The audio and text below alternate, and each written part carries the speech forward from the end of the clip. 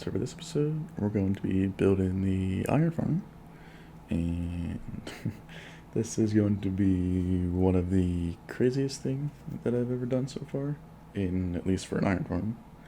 So yeah, we're in the process of moving the pillagers from the outpost to the farm itself. Wasn't a best spot for the farm, but I already had the piston bolt built, so we just decided to work with it. And yeah, so it's about 3,000 blocks in the overworld. So we decided to take it through the Nether and then put them back to the overworld and go from there. So yeah, would have been ideal to have the farm near an outpost, but I wasn't thinking when I selected the location. So we have to work with this. And yeah, we're naming them all right now. And we have Rim on the overworld side, and then Como was sending them over to me, and I was just name tagging them as they were coming. So in total, we need 24 pillagers. I think we have a few less than that here. I missed another name tag there, but yeah. It's not the worst thing, but if it was with by myself, this would be a bit of a pain, even with carpet bots. But yeah, let's go to the overworld side now. Should be all of them that we had, but yeah, I think we're gonna be a couple short here because there's all on top of each other here. Let's go see how Rim's getting in the area. But yeah, they're shooting each other. There's no glass here. Not very ideal, but let's try to close them off. At least they'll stop shooting each other for now. I think we're gonna be a few short, but what can you do besides just go get more? So I think I should have killed another one there. But here are these minecart. Oh, that's not good. Now we're definitely gonna lose another one. Yeah, more than likely. Yep, there goes one. So I think we're gonna be a couple short, like I said. I think we'll get a couple more. But yeah, I think we're too short. But we'll see. But let's load the farm here. You can see the monstrosity we need to build. Turn shaders off. And yeah, there it is. So we are building 4 of Mecha's 16k iron farm, the towers. So yeah, one tower is 16,000, and we're doing 4 of them. And so yeah, we're gonna be controlling everything on the nether side. So the redstone they have on the overworld connecting between these, we'll just have on the other side instead. It'll be a little bit better. Next step is to tear all this transportation stuff down and get rid of the dig sword. Alright, so we got the nether side completely dug out. We are waiting for some villagers, so we decided to work on the nether side here, which, you know, to kill while we're waiting for the stuff for the villagers. We need like 450 villagers or something like that. Figured might as well, you know, work on the other side, and what better to start off with than digging the area out, bring in some bedrock, and then now we're ready to do the update suppression here. So we're just getting everything finalized out, I think. Not a good sign, I don't believe, but we'll see. Yeah, so we have the update suppressor here. It's the very small one, so we don't need a big area for it. So yeah, this one can work. And Rim's just making some touches here. Alright, there we go. So all the rails are lit up, even though they're not actually being powered. Just like that. And on it, that confirms that the update suppressor is working. So we got a floating rail there, so now it's on to the portals. So I think we need to get right here and here, I believe. Let's see. Turn that off, turn that on. So now we need there and there. So we need the corners. So I think we gotta do 2 separate ones. I don't know for sure, but we'll see what rim it does here. I know how to get the one corner, but the other corner I don't necessarily know too much. But that doesn't look right. We'll go right on so we can see a little bit better here. But yeah, I guess the portal was built one too short, which isn't a big issue. Just restart it. So I think, yeah, the portal got cut off here, so we needed to go over there. So that's okay. Relight the portal, start over, we're good.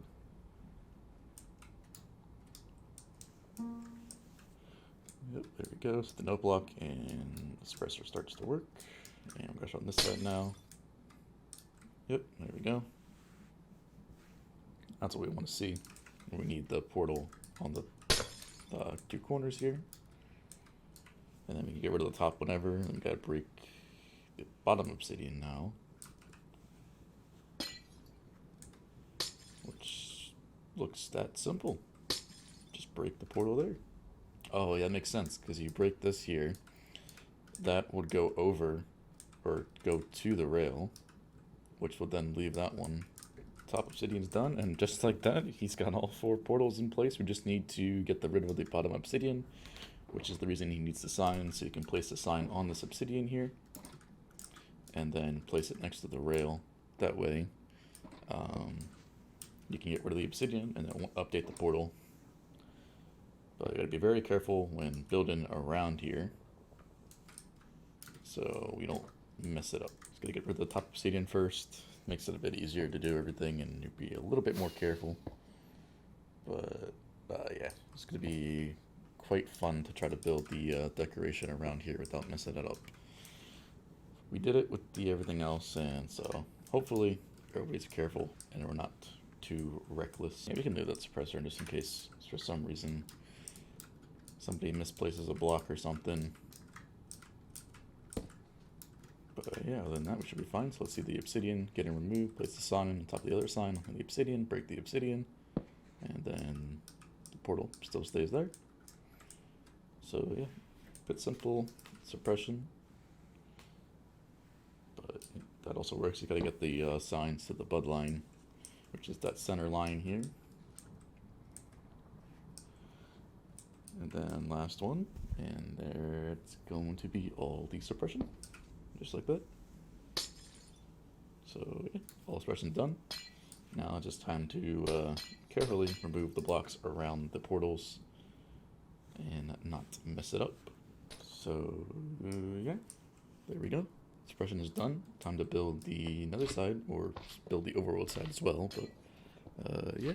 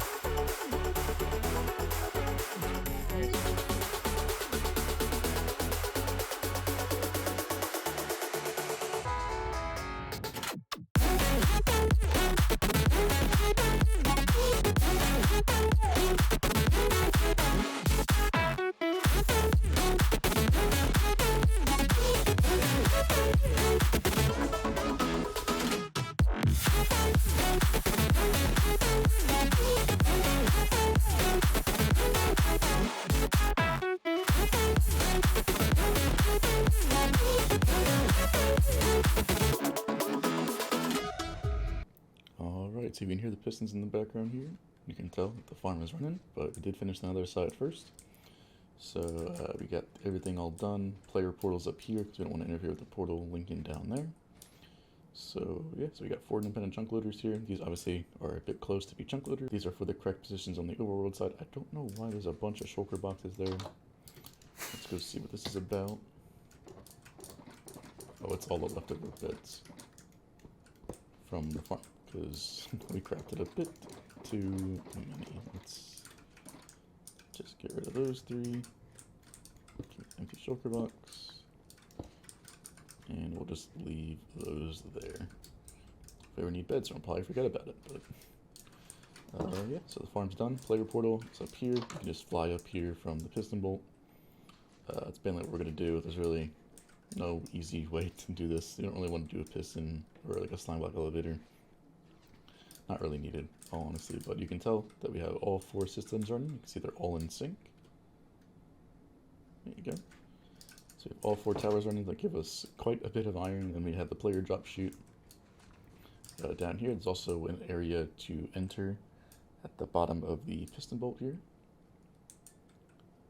So if the player comes to the piston bolt, they can just drop down this trapdoor here and then fall down as well. And then they also want to just do a quick thing. They could try to land in here and get up this way, but I recommend just going all the way up and then just dropping down into here. It's a bit easier to do. But yeah, so if you don't like a bunch of flash and stuff on the screen, I would look away for a little bit because it's going to go pretty quick when we jump down here. Alright, now we're at the bottom here. That's where the player will see, and the thing with this farm is that we actually don't need a player at all, besides just turning the farm on and off. Everything in here is fully chunk loadable and within the farm, so we don't need anything else at all. So yeah, the farm's been running for about 16 hours or so. And it's been in all 4 modes. We have signs here to help indicate the golems, but to help, turn the farm on and off. Don't set different rates while the farm is running. And if you want to do, say, the 64K, you need to select every single button below as well as the 64 button. That way you can do that. And then once you're ready, you hit the top button up here. So we use this simple thing here to transmit a signal through it. And yeah, so if we only have 1, that way you only have this redstone block will be down for all these 3. You only have 1 selected. And then only that signal will pass through, turning the chunk loaders on, or the single chunk loader on up there. So only you can use one of the things at once. So yeah, farms been running, like I said, for a bit. We haven't even gotten a single shulker box of bone blocks yet. I think we're like, if you combine both shulker loaders, you would have 1.5, but other than that, it's fine. So we have indicator lamps for if each slice is filled up, so that's still quite a bit of iron, and we have it all crafted into blocks, of course. So we have over a double chest now. Waiting for that one last box there to start setting double chest. And yeah, so all in all, we have about quite a bit of iron already. Should be close to around about 1 million or so, which is crazy to think about. But yeah, so this is what the player sees, and then everything else is handled down there. So we're going to go down here to the portals we left it suppressed in the last clip. We should see roughly about 140 golems come through every 30 seconds there. And we have the system that made detects if you have any golems in there. With this clock, which will shift the floor back and forth, and give it a little bit of a fade at the end. So that we can thrust all the items to the center, push them over, down, across, and across these sorters, where we compost all the poppies and collect all the iron. Craft iron into blocks here. We can actually head out there and show it.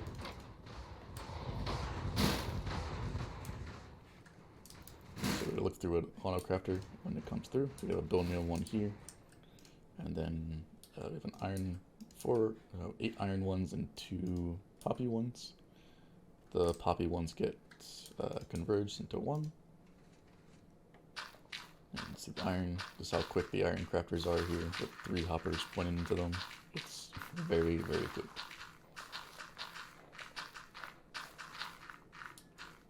And yeah, that's all the iron there. All does it on both sides as well. And we have shulker loaders over here. Oh, I'm on the glass. I can't, that's why I was like, I can't go down. The glass is here to spawn proof it. Yeah, shulker loaders here. We have, I think, about, yeah, we have a full dropper or dispenser for the shulkers, so not really needed to ever fill this stuff again, especially for the bone meal one, because we haven't even used a single one yet. So if we ever need, we can just take a bunch out and throw it into those for the iron instead of the bone meal. So yeah, then the bone meal ones, I think, yeah, bone meal goes to this one over here, which goes to that storage where we could do a shulker box sorter, but there's really no point. Just have two separate elevators here where they take the drops up. And then so shulker boxes will get detected by this hopper, unlocking the, or detected by the comparator, unlocking the hoppers. We really don't really need it, but Rim needs this to be, try to get as much lag out of the way, because we are going to be like running this in the background. Now it is about 25, 30 ms, but we can still at least play on the server and not cause too much lag. We can always just drop it down to 32k. Say only 32k an hour, but we could just always do that and save a bit on the server if we want to do some other things that would require a bit of the server performance. But yeah, other than that,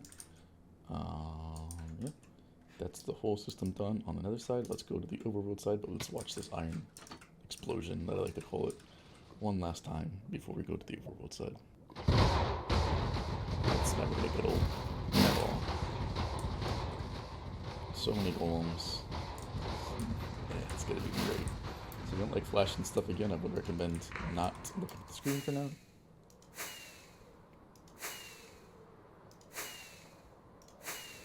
Alright, back at the top here, we'll go through our player portal, and we can see the overworld side. So like I said, there's our chunk loaders for each individual one. So if we wanted to do one tower, we can just load the one tower, and they wouldn't interfere with the other ones. And then, yeah, the farm's done. We have a system up here to sync all the towers up for the hopper clocks. So this will just, if you want to turn it off, or the lever, activate the lever. That will lock all the hopper clocks. And then, yeah, you can control just by getting rid of a, repeater or whatever to each individual wing, and that way you can turn them all on and off. But it's really just to sync all four modules. If we want to say someone uses, like, we only use half the farm or a single module of the farm, and we want to use all four of them again, this will just be easy to sync all of the clocks back up, since we just chunk load it. We don't have any systems that turn it off and on. We just stop to chunk loading and it stops the hopper clock. So yeah, so we got the farm here. We have 6 individual spawning layers here, and with 4 individual towers. So each tower is about 16,000 iron an hour, thanks to Mecha's design, link in the description, of course. But yes, we have the pillagers in the center here. We have the 3 villagers in each one of these beds here, or cells here. So you're getting scared now. The golem spawning. Kind of saw it, not really noticeable, but let's try to like go out a little bit here. We can see the golem spawn in about 30 more seconds. We'll have another set of golems. Should see it very soon. Yep, there it goes. So let's watch you see the golem spawn. There you go. Big flash of golems there.